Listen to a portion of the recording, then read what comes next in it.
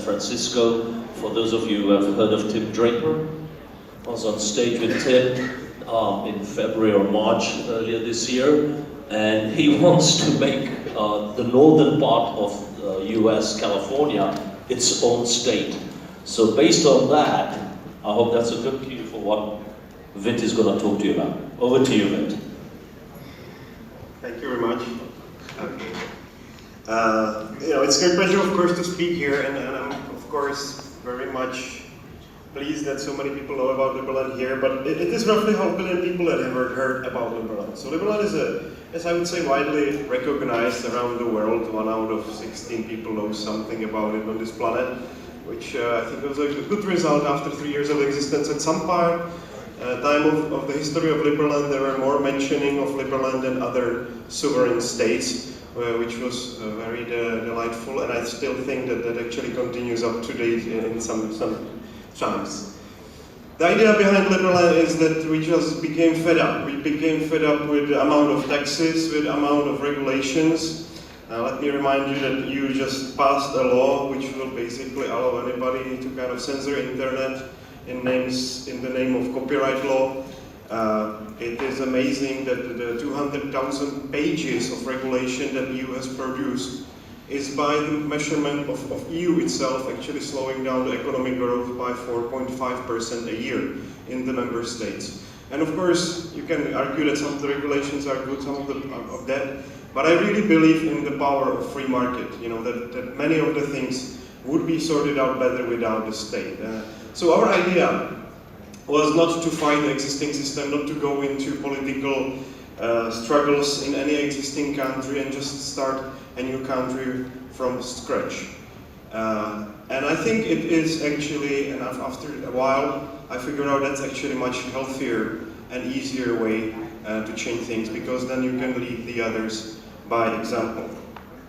So Liberland was founded on 7 square kilometers, 2.7 square miles. We were always portrayed as the foremost tax haven on the planet, and we want to keep that label.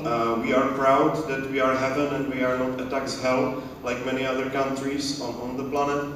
And we just claimed a piece of land which was unclaimed for more than 28 years. Nobody, no sovereign country had a claim over that territory. And that non-claim is actually up to date. Up to this date, Liberland is the only entity which claims this territory between Croatia and Serbia, which gives us a very decent founding. It was founded on 13th of April 2015, which was birthday of Thomas Jefferson, a great guy who has done a great job on building a very free country of the United States and turning it into this powerhouse that we see today, which is unfortunately quite far from what the founding fathers of the United States wanted to have. We decided we will take the best things out of Republic, and that means having a strong constitution which will be heavily limiting what government can do. We will import some elements of direct democracy, especially the elements that are in Switzerland, meaning public veto. The majority of citizens will be able to vote down the decisions by the government. But the government will be basically created out of merit holders. So the people that pay taxes will acquire the shares of the country that they are living in by paying taxes, and in return they will be able to make direct decisions. And we are building, together with DAOSTEC, a first, I would say, fully functional, decentralized, autonomous government on the planet. And the timeline is now that in 2 months we should basically be able to launch it. So in total, it's called Open Source Government. There is a nice book about it. Actually, it was published by Liberland Press. If you go on Amazon, I think there is also Kindle version. You can read a little bit more about it. It's a trilogy. So what do you need to have a country? You need to have a population. We are fine. We've got 600,000 people that apply for citizenship, which would make us the most overpopulated country on this planet. We have defined territory. Yes, we do. We have a government. I'll show you a couple of people. And we need a capacity to enter into relation with other countries. No problem. We have already proven that we are doing that on a daily basis. And just to be precise, it's almost 70,000 businesses as well, and some 190,000 eligible applicants for citizenship that we are registering right now. The territory is very well defined. It's defined to the magnitude of centimeters. It was defined so it doesn't infringe with the borders of either Croatia nor Serbia. And we do have a proof of that. First of all, the cadastral map of Croatia not include Liberland in any form. We know that Serbia doesn't claim this territory. They have actually sent us in written form. We do have ministers. We have vice president. We have Thomas Walls as a foreign minister, a skilled former American diplomat. We've got a minister of finance, a hedge fund manager, and former hedge fund manager, and minister of interior, Dennis Pierce, who has been working with a number of governments, and he's a very good addition to our team. We're trying to keep the number of ministries as low as possible, and we are working hard, of course, to decentralize everything and put it on blockchain. So the Justice Ministry is now being proposed to be running, basically the justice will be running on a Claros platform. I hope we will start working on that early next year. The whole DAO stack platform is something where all the decisions will be happening, as I told you, and I think they're really doing a great job in terms of the security and auditing of their code. So I'm very positive about the fact that it will work. We do have our token from early days of Liberland. The merit was created. It is right now it's basically made by collectors in different shapes and forms. But also, of course, if you now donate to Liberland, you get these merits on your account. With the DAO, we will turn it into regular tradable token. So basically, you will not even, when you donate money to government, you don't even donate them. You're not losing them. You're always staking them, which is hard for some people to understand. That basically there will be no way to pay taxes. Not just that they are voluntary, but it's always staking of the coins. You can be and be on an airline, and it helps if you have some kind of football team or some nuclear weapons, but at the very least you need to have a beer. And I'm kind of excited about that we always have some brewery around, and they are not, of course, state-owned or state-operated. This is a Liber beer. That was the first brewery, I think, that bankrupted, but then we had another brewery which started to produce it now. They're in Belgrade, and they're producing also in Czech Republic. It's a great beer, by the way, ale. We've got airline, they are expanding now. It's also a couple of jets now that have joined the fleet. So it's kind of cool that these things are growing completely separately from the government. We've got great amount of brilliant people from all sorts of industries, especially architects. They of course like what we are doing. They're really excited about putting together some proposals. A very famous architect, Zaha Hadid, wanted to help us, so they organized architectural competition for us. They're a couple blocks away from here, and Patrick Schumacher has actively pushed it forward. So we had amazing pictures of how Liberland could look like. And this is actually interesting because that visualization came from Canada, and we had many. This actually didn't even made it to top 5, but I really liked it. It just looked too futuristic for the jury to consider it. But amazingly enough, everything is going into this sort of form of Liberland, because I just partnered up and I met the guys that are producing these capsules in Slovakia. The architect didn't know actually something like this exists, but there is a manufacturer, and by coincidence our representative in Slovakia became the marketing director of that company. So last week I was in Bratislava discussing with them cooperation. They're completely autonomous capsules. They've got everything inside, the whole ecosystem. It recycles water, produces its own energy.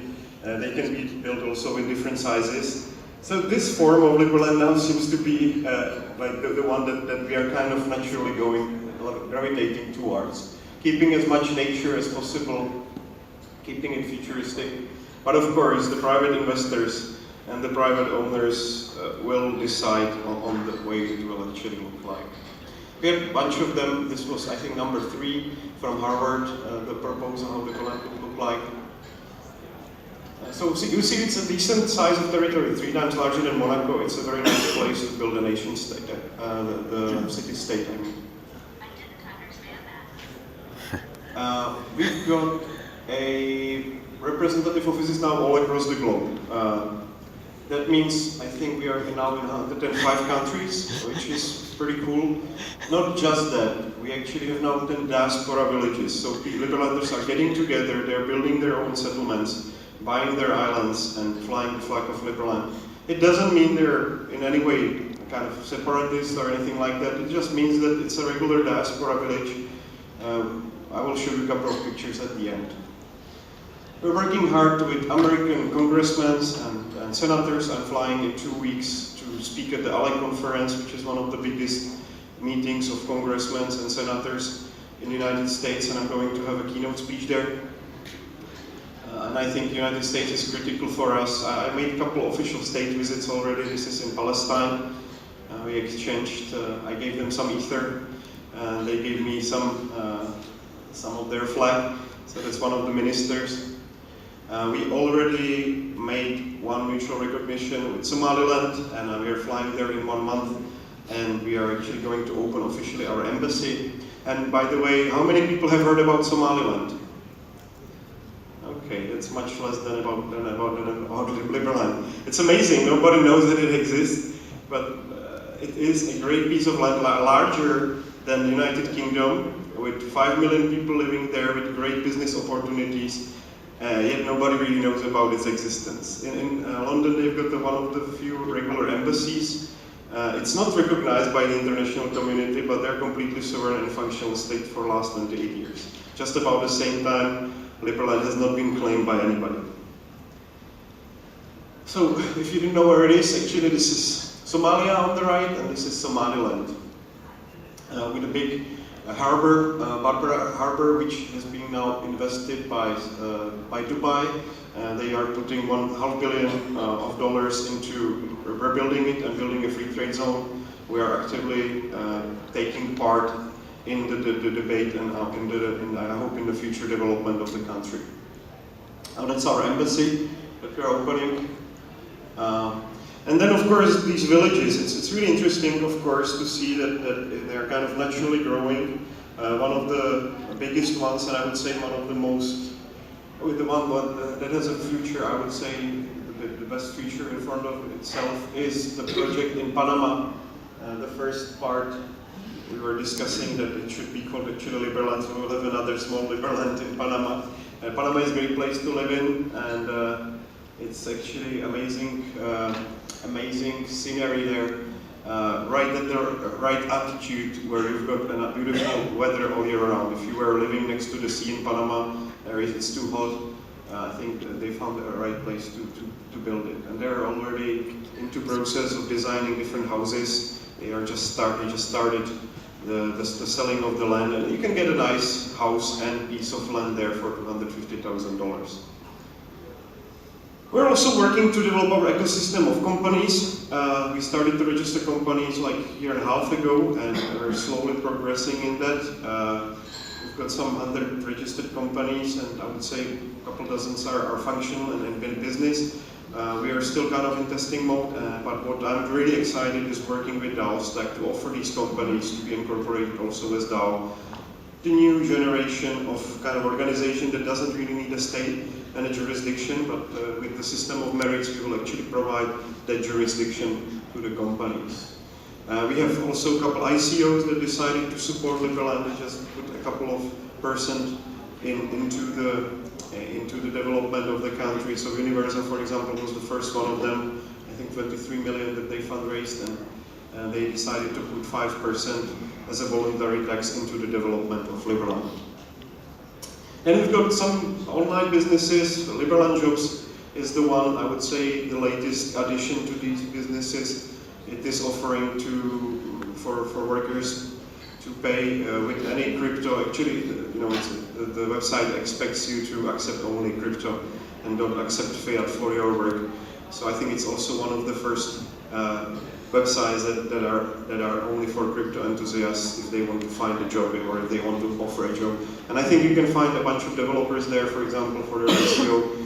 You can find some graphic designers already there. So that is happening, and I'm quite happy about it.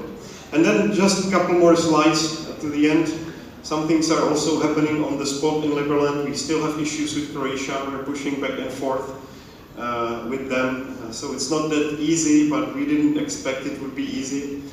So this is a boat that we acquired recently. This is the way we're going to rebuild it. So it will be first co-working space slash restaurant slash small hotel in Liberland for events like this. And I hope Adrian will organize a nice blockchain event over there. So that will be exciting time. And then also we started to develop houseboats that will be possible to move to Liberland during the summer, and then otherwise they will probably be back in Serbia. So, but we'll make a nice city out of it. It's a 3-bedroom houseboat, which is roughly 60,000 euros, so it's affordable deal, like a regular living for people. Right now we're working on acquiring a free trade zone, piece of free trade zone next to Liberland. It's only 10 kilometers away. It could be great industrial zone for Liberland. No VAT, no import-export tax, so that's pretty much in line with what we want to do. So, you can contact me anytime, it's easy, it's president@liberland.org. I hope to see you in Liberland, and I don't know if there is any space for some questions. If somebody wanted to ask, then I'm open to it. Thank you. Thank you. Can you just go back on your slide where you had the country where Liberland actually is? So people know where it is. It was towards the beginning.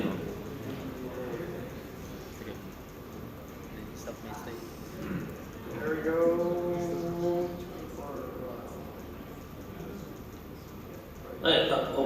There you go. Right. So, I'll tell you a little secret. When Adrian told me we have the president of Liberland, I said, where is Liberland? And then I said, oh yes, I remember Tim saying he's an e-citizen of some countries, and he was talking to Liberland over here as well, and Estonia. So imagine the power of this. I don't know how many people get it, but imagine a government, so someone was asking about Brexit, where people voluntarily pay taxes. Okay? Imagine a country where politics is not on the agenda. Imagine a country where they love innovation.